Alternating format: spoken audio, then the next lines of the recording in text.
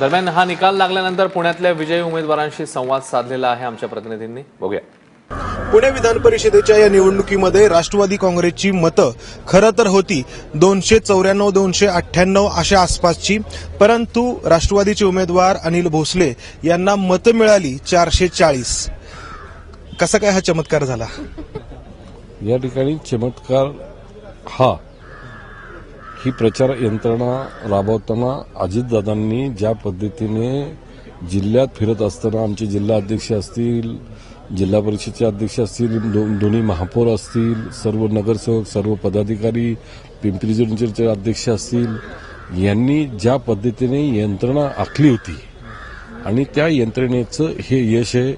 दुसरं गोष्ट म्हणजे आघाडीचं सरकार असताना दादांनी प्रत्येक नगरपालिकेला ज्या पद्धतीने मदत केली विकासाकरता, कारण की ती मदत सर्वसामान्य जनतेला होणार होती.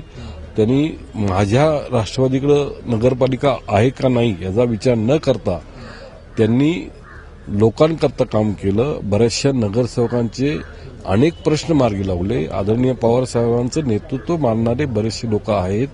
काँग्रेसनी जो उमेदवार दिला होता तो लोकांना मान्य नव्हता, कारण की संपर्क त्यांनी ठेवले नव्हते. दुसरी गोष्ट, भारतीय जनता पक्ष नंतर शिवसेना यांनी बऱ्याचशा लोकांनी मलाही मतदान केलेलं आहे. शिवसेना भाजपच्या लोकांनी तुम्हाला मतदान केलं किंवा काँग्रेसच्या लोकांनी केलं हे तर उघडच आहे. मोठ्या प्रमाणात काँग्रेसची एकूण मतं होती 124, परंतु त्यांच्या उमेदवारांना मिळालेत 71 मतं.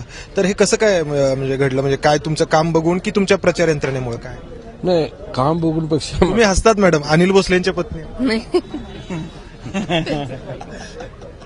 या ठिकाणी की साहेब असो दादा असो, सांगा कसं काय म्हणजे एवढं मोठं मतदान कसं काय? म्हणजे 326च्या आसपास विजयी होण्यासाठी आवश्यक होती, 440 जवळपास भेटली. साहेबांचा जिल्हा आहे आणि भाऊ आहे, हे आमचे जिल्हा अध्यक्ष आहे, त्यांनी बरेचसे चमत्कार केलेले. प्रत्येकाने बरेचसे चमत्कार झालेले आहेत. यांनी आगामी महापालिका निवडणुकांसाठी देखील हे जे मतदान झालेलं आहे त्याचं एक वेगळं महत्व आहे, वेगळे संदर्भ यामुळे लाभतील.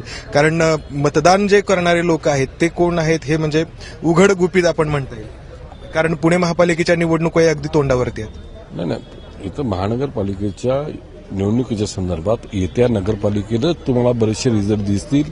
राष्ट्रवादी काँग्रेस पक्षाला किती यश मिळणार आहे हे सुरुवात आहे. आणि फेब्रुवारीमध्ये आमच्या महानगरपालिकेच्या दोन्ही महानगरपालिका आणि जिल्हा परिषदच्या या ठिकाणी त्या ठिकाणी दोन्ही महानगरपालिकेचे विकासाचे कामं अजितदादांनी विशेषतः पिंपरी चिंचवडमध्ये जे बदल आहेत, कुणी काही केलं तरी त्या ठिकाणी विकासाला लोक मतदान करतील मला 100% वाटते. आणि पुण्यात गेली 10 वर्ष ज्या पद्धतीने काम आमच्या जास्त संख्येने असलेला पक्ष आहे, पण आमची बहुमत नाही आहे, पण आम्ही तारेवरची कसरत करून आमचे सभा नेते असतील, सुभाषजी जगताप असतील, महापौर असतील, यांनी विकासाकरता चांगली कामं केलेली आणि लोकांना मान्य आहे.